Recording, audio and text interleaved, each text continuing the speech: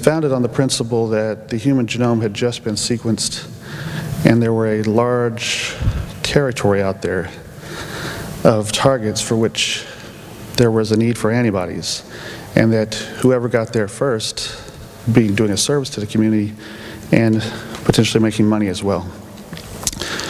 But there's a famous saying that comes out of NASA that says you can do 2 of the following 3 things, but not 3 of the following 3 things. Make something fast, make something cheap, and make something of high quality. And if you're going for speed and for low cost, quality is the one that suffers. That's not to say we didn't produce some good antibodies at that time. It was just that they were mixed in with ones that I certainly don't think would meet the standards that are going to be required of research in the, as we have entered into the second decade of the 21st century.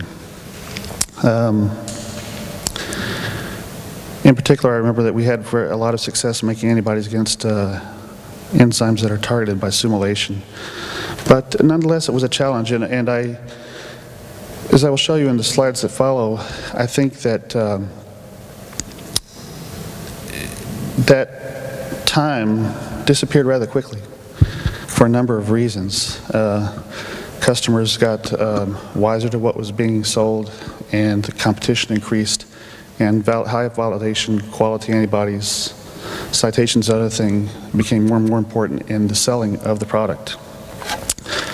I will have some detailed data in the slides, but less than perhaps the other speakers today, simply because I knew that they would address those in full, and there is another element that needs to be addressed in the production of antibodies and in the purchase of antibodies, and that is the human element. What are we as human beings doing that's affecting this process? And how can we as human beings interact differently to improve the production of antibodies for scientific research? Okay, let's see, where did I get that here? What did I do with it? Oh, here it is. Good. Okay, fortune cookies. They are written for large groups of people in vague terms and cannot be approved to apply in any particular instance. In fact, if one gets a fortune cookie that the next day comes true, it was a great fortune cookie, a great prophecy. If it didn't, you crumple it up and throw it away. And that might be the way that antibodies have been used or abused in the past. The data sheets, for example, as to what the antibody might be expected to do. So I thought I'd have a little fun and look up some common fortune cookies and play the little parlor game of adding a couple of words at the end, this time with antibodies, to see what lessons might be learned. A dream you have will come true with antibodies. And I do think Dr. Rim today mentioned what his dream antibody would look like, and hopefully that does come true. A very attractive person has a message for you about antibodies. That will be some speaker other than myself. Nothing astonishes so much as common sense and plain dealing with antibodies. And I think that comes to the fact that we have to be very honest about how we have validated the antibodies. We have to be in full disclosure. When someone, for example, comes to us and wants to know the sequence of the epitope that was used to make the antibody, we have to disclose it, particularly if they're going to publish, because other people are going to rely on that information. It has biological implications. It also allows people potentially to reproduce it, and we should not be afraid to release that information. And that's common sense, and that's integrity. Which goes to the next point. Integrity is the essence of everything successful with antibodies, and that's becoming more and more true, and I hope that Abgent is part of that path forward. Now, this one I think to be very important, particularly from my experience as a graduate student. To be old and wise, you must first be young and stupid with antibodies. And by that I mean that I think there was an arbitrage of knowledge, or an equal amount of knowledge between the producers and the consumers in the production of antibodies for a long time, which hopefully meetings like this and pressure from customers and journals is going to eliminate. But I think I have talked to many times through my role as technical service with customers who have not a clue how the antibodies are actually produced or procured, which can tell you a lot about what the potential quality of the antibody can be. So it's through that making of mistakes, I think, over the last 15 to 20 years that we're now asking the right questions and putting the pressure on the people that make the antibodies to do the right thing. And the most important thing in communication is to hear what isn't being said about antibodies. If you read a data sheet and they don't disclose the concentration, That's telling you something. And then I found a couple of real-life fortune cookies. This will be a brief slide that I thought would be relevant to what we're talking about today. The first one is, the memory of bad quality lasts longer than the shock of high prices. And that's something I'll get to shortly, which is that as much as we talk about doing the validation, there's a cost associated with it. There's ways to reduce that cost. But people who are buying antibodies can't expect that they'll be able to pay the least and get the most. Second, the nice thing about standards is there's so many to choose from. And I think that's something that's really important. When people make a claim that an antibody is validated, they have to be made to defend the claim. Because what they're claiming may be entirely different from what you understand that they're claiming to claim. And then finally, this one I hope doesn't come true today. You're really going to blow your presentation today. So far I'd say not, but we'll see. Anyway, on to the talk. So what are the expectations of antibody consumers? And I should leave this off by saying that these are all, in my mind, reasonable expectations. They're expecting antibody to work first and every time used. And that should be our goal as producers, is to meet that expectation. If we're selling an antibody that doesn't work the first time and doesn't work consistently, we should go out of business. Customers are seeking proof of antibody quality, and that's really, of course, the topic of today, and we'll learn more about that. There's often a lack of sufficient information. The antibody itself is not the product. It's the antibody plus the information supplied. And so it's really important for producers to supply that information. And in the human element, it's also very important for the consumers, when they're dissatisfied with the information they're getting, to call the company and press to get the information they need, and to make it clear that that is a factor in the decision to purchase from that company in the future. This is an important point. Where the data is available, lot-to-lot testing is often not performed. That is an important question to ask a company. I do know of cases where the first lot works extremely well. The data is posted on the website, on the product page. It's a polyclonal antibody. Another lot is produced, and the data for the new lot is never posted. Perhaps it was never performed. And that, in my mind, is deception, because the customer is assuming that the piece of data they're looking at that's helping them to evaluate whether they should use that antibody is for that lot. So lot-to-lot testing should be a minimum standard. And then, of course, here's the problem. You have the scientists spending a lot of time and precious samples validating and optimizing these commercial antibodies. And there is a degree of optimization that absolutely should be done upon purchase. You shouldn't take the company's word for it, but a lot of this time, if it could be reduced because the antibodies were being produced and tested properly, could be better directed towards the real purpose of purchasing the antibody, which is to conduct research and discovery.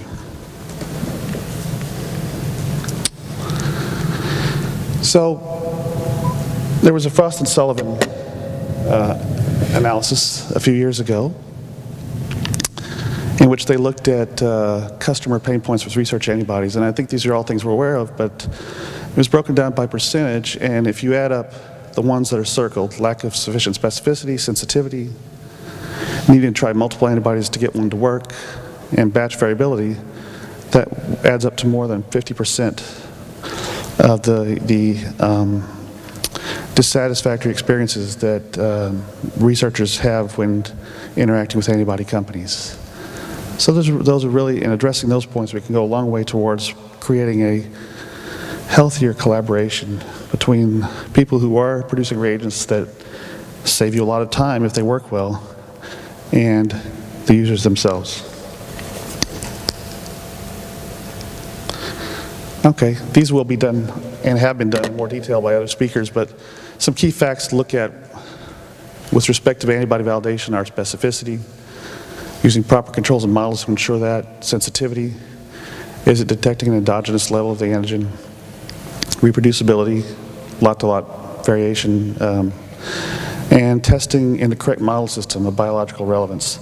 And that last point is perhaps a little more difficult than it seems. Of course, scientists that are working in a field are very familiar with the model that they're using. But if one is making in the neighborhood of thousands of antibodies, can't possibly be an expert on every one of those. So a company that wants to have a portfolio of that size has to adopt a number of strategies to make sure that their validation is indeed relevant. Simply testing against a battery of 5 cell lines that are commonly used is not sufficient, obviously.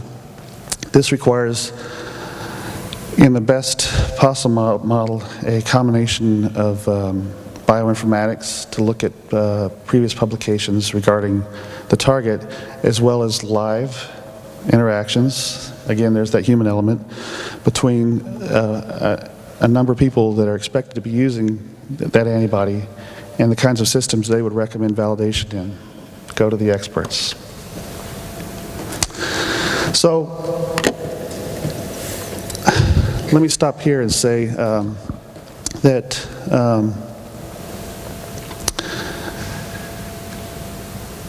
Abgent, after Abgent, I went and worked for a number of years at a company that was a pure reseller of antibodies. And that was an interesting experience, and actually a very positive experience, because the owner of that company gave me 1 year before we actually started selling antibodies to go visit all 50 of his North American suppliers on site. And that gave me a perspective into the huge range of standards, as was referred to in that fortune cookie, as to how antibodies are produced and the types of people that are producing them. One thing I can relate that was interesting was we had one supplier that the antibodies we had from them were selling well, but there were a lot of complaints after they were purchased. And when we went back to that supplier for technical support, their answer was always the same, which is that the customer is wrong. And so he was on the list of companies that I went to meet, and it was a smallish company. And I walked in, and he took me to his office, and we sat down across from each other at a desk. And he started by saying, "John, I am a man of peace." Now, I didn't know where it was going to go from there, but his terms for peace were different from mine, because he refused to accept that there was a possibility that as many customers as we had getting feedback from, that there might be a problem with his antibodies. But having that face-to-face conversation was very illuminating. And after I went back and submitted my report, we eliminated that supplier from our list of suppliers. We certainly didn't want to be a vehicle for selling his products anymore. But I also met a number of companies, and generally they were ones that were better resourced, that used sound business principles combined with highly trained, competent people in the laboratory to produce antibodies that were generally doing well financially and also within the scientific community in terms of the opinion of the quality of their products. So then after I did that for a few years and got a survey of the industry through doing so, I came back to Abgent. At this point, Abgent had been acquired by Wuxi AppTec. Wuxi is a global CRO company based in, headquartered in China. And they are, up until the point they purchased us, they were strictly a B2B business. They worked with pharmaceutical companies for clinical testing, lab management, sample management, toxicity studies, and things like that. And this was a quite different business for them, because instead of, $1 million contracts, we're talking about selling one vial at a time for $250, and we're trying to find new customers every day, thousands of customers if possible. But they did have a reputation to defend, and I think that's an important thing to think about when working with a company is this a company that has a reputation on the line for the quality of their products, or are they simply a company that either because they're small or they don't care about the future aren't going to invest in their product quality. And having Wuxi being very aggressive about defending its reputation, primarily because they work with pharmaceutical, highly regulated partners, they were willing to make the investments and the resources to move the Abgent portfolio to a higher level. And without those resources, the things that we have done shortly before I returned and since I've returned wouldn't have happened. So there is a cost to doing this. And I will show a little bit more about that. But in general, you can see that now we have a Western blotting methodology that's very extensive, and each of those orange boxes represents an SOP. that's assigned to that particular step in the process. And the workers are trained and tested quarterly on their knowledge of these SOPs. And the system is set up so that quality assurance is entirely separated from production, and there are incentives to speak up if there's a variance from the established methodology. And that took some time to do. There was cultural training involved, and there was cases that needed to be highlighted where the consequences were clear if such things weren't done, but that has gone a long way towards giving us greater and greater confidence with the products that are coming out, and they have been reviewed from our legacy products. Okay. And so this is one of those single steps in there with each numbered SOP, just to demonstrate that it goes into much further detail. The cell tissue lysis. Don't need to go over the details. So to boil it down, and I am focusing on Western blotting mostly today, but we have established similar things for other methodologies. 2 or more verified cell lines of tissues need to be used.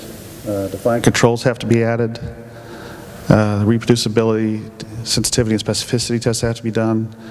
There's defined protocols with optimization involved.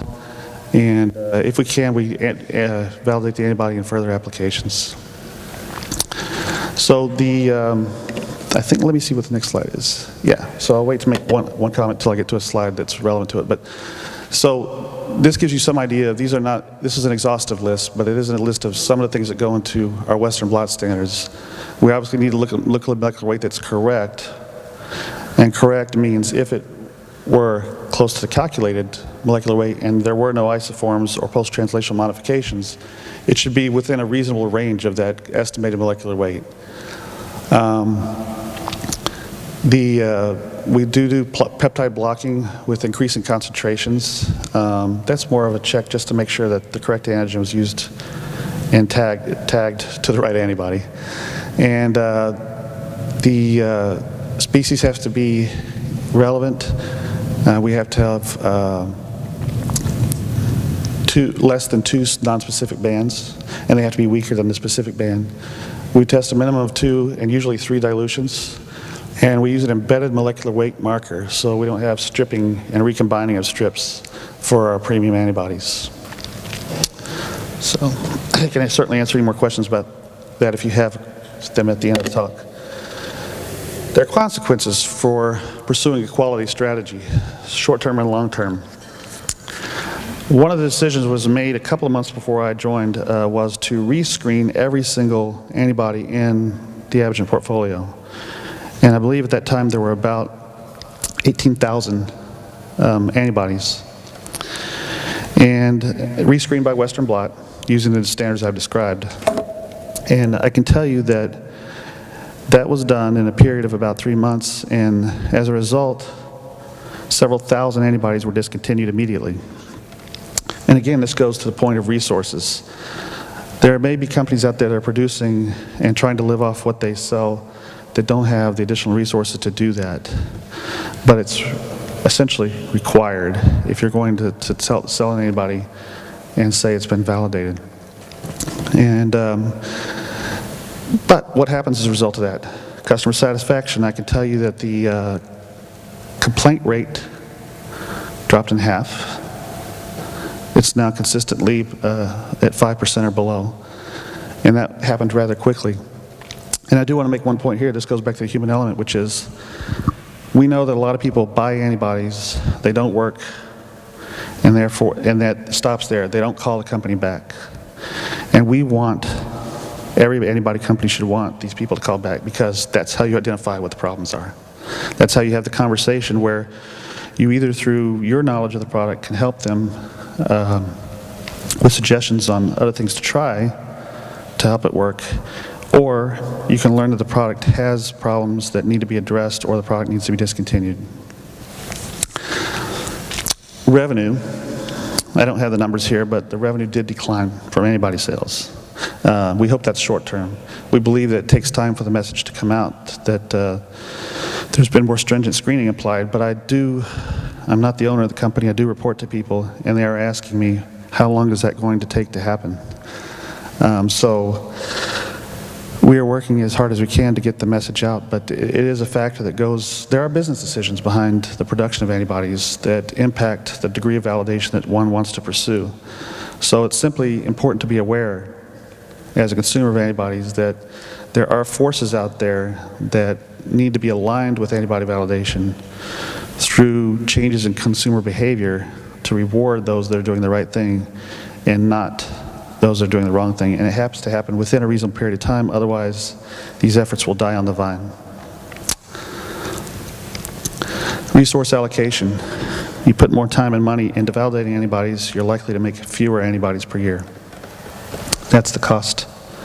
It's really not something that can be gotten around. So I do know that Abgent at one point, I wasn't there at that point, was releasing, I think, 4,000 or 5,000 antibodies a year. And we're not doing that any longer. We're bringing it down to about 1,000 because we did a calculation to determine that that's what would allow us to produce antibodies that we felt proud to put out there for people to buy. And scientific impact. A good, well-validated antibody can be used in the hands of a competent researcher to make an important discovery or confirm an important discovery. One that's not so good could be either simply be a waste of time for the researcher or, at worst, as we've seen, lead to publication of misleading results. So those are some of the consequences of getting into the validation quality game that should be thought about. So one aspect of managing our pipeline so that we have a good understanding of the quality is project management. I won't spend too much time on this, just to say that we have a software that we developed in-house that tracks from one step to the next who the operator is, the result of that step, whether it's conjugation, immunization, boosting, purification. And the workers know that anytime there's variance from that, they have to stop the procedure, find out what went wrong before it started again. But really the only way to do that efficiently, if you're making 1,000 antibodies or more, is to have a system that's computerized and automated to track, collect all this information, and make sure that one can go back and look at any time at the raw original data. That permits a discussion to happen if a problem shows up. So that electronic component we have found to be very important. And in fact, this we have used in-house for some period of time, and we've now developed a customer-facing version. And from our expertise, we would like to build a business helping other antibody companies validate their antibodies based on the experience we've developed and the cost structure we've developed that makes it perhaps affordable for them to do so if they can't do it on their own. This is an example of ones that have passed our criteria. As you can see, there's multiple cell lysates tested. The molecular weight is correct. There's a molecular weight embedded marker. And these occurred over a few different dilutions. And what I should say also related to the cost of doing the validation is I have a slide showing the best of our results. I could have had 2 more slides showing that for each one of these successes, an equal failure, which did not become a product. But all the successes have on their shoulders the burden of paying for the failures.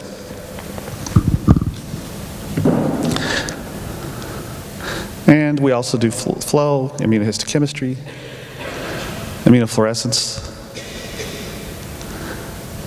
and a few pictures from our lab showing that we have the right equipment and the people we've trained to do the work. Specialized rooms for certain operations to make sure everything is controlled, and the team.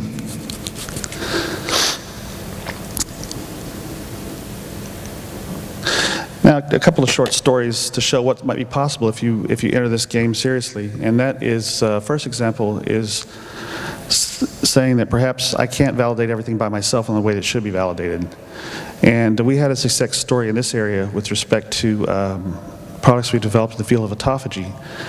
And we, instead of going to a big meeting with 10,000 or 20,000 scientists, we went to a Keystone Symposia specifically on the topic of autophagy. So it attracted really only the people that are working in that field, which at the time we went was rather small, but has really blossomed in the last 5 years to become of significant interest to people in a different array of areas of research in cancer and neuroscience. From that meeting, we identified, we didn't have an exhibit booth or anything like that. We just went there to talk. And we identified really the top leaders in this area.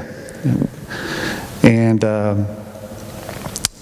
we, after talking to them, decided, and this is the nice part about having a production facility that has capacity, decided to make, all of the antibodies against all of the known targets in this field in consultation from our own readings and with these validation leaders. And then we did the next step, which this was a rather new pathway being explored. There was not a lot of material out there other than the original papers.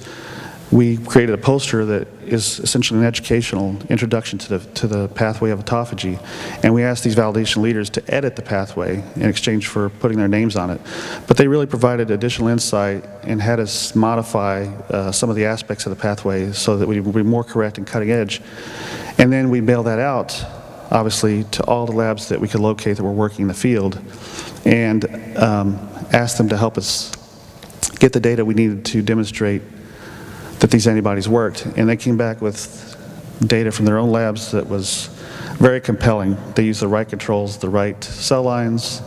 They were able to show cleaved versus non-cleaved versions, all the kind of data that on our own perhaps we might not have had the expertise to collect. So that was a very positive method of validating a subset of antibodies that we wanted to promote and feature. Now, the more interesting thing is we built up a lot of credibility doing that with these particular sets of researchers. We gave a lot of them free samples and stuff so to minimize their risk in terms of working with it. And then based on that premise, we did something which we were actually able to participate in discovery, which was really exciting for a company that was has historically just been a producer of antibodies. There were no known antibodies against phosphosites on autophagy proteins. So again, without any market support for doing it, because we had this good relationship and we wanted to build on it, we made antibodies against, we ran a computer algorithm that predicts phosphorylation sites, made all the phosphospecific antibodies, about 50 of those, and sent them out again for testing to people, hoping we would find something new. And in fact, 2 or 3 of those sites did turn out to be biologically relevant, and papers were published and presented at meetings and published in journals identifying these new, previously unknown phosphosites. And that kind of validation work only occurs if you have a pre-existing relationship, because otherwise they're not going to go down a goose chase unless they trust you. So I think that is something that points toward what can actually be done at a higher level once the basic footwork has been done to show that you can do validation competently and you're willing to support the scientific community. We have the proper lab certifications, ISO 9000, ALAC. These are things to check when you work with an antibody company. Obviously, they're not everything. Going to a higher level of actually testing your employees, training them, and those kinds of things are equally, if not more important, but it is something that builds the infrastructure of the company and is a place upon which the foundation can rest for building the kind of company that at least we want to build. And I would say as the last point, validation, discovery demands it. To know even when life is breathed easier because you have lived, this is the meaning of success. When I first came to the Abgent the second time, after having acquired Wuxi, I gathered together the people of the company. And I said, I have people in my life, and I'm sure each of you do, that have been affected by a chronic disease, whether it be cancer, cardiovascular disease, or other. And if we're selling an antibody that we know has not been properly validated, and somebody purchases it, and that delays discovery by a day, a week, a month, a year, or a decade, that's wrong. And I don't want any one of you to feel that you should be part of that. But if we sell an antibody that accelerates that discovery and leads toward a day when there's a better human health, it's well worth doing. And each of you have to tie and invest yourself into that mentality. And only by having that mentality will we work every day as hard as we can to make the best antibodies we can. I thank you for your attention.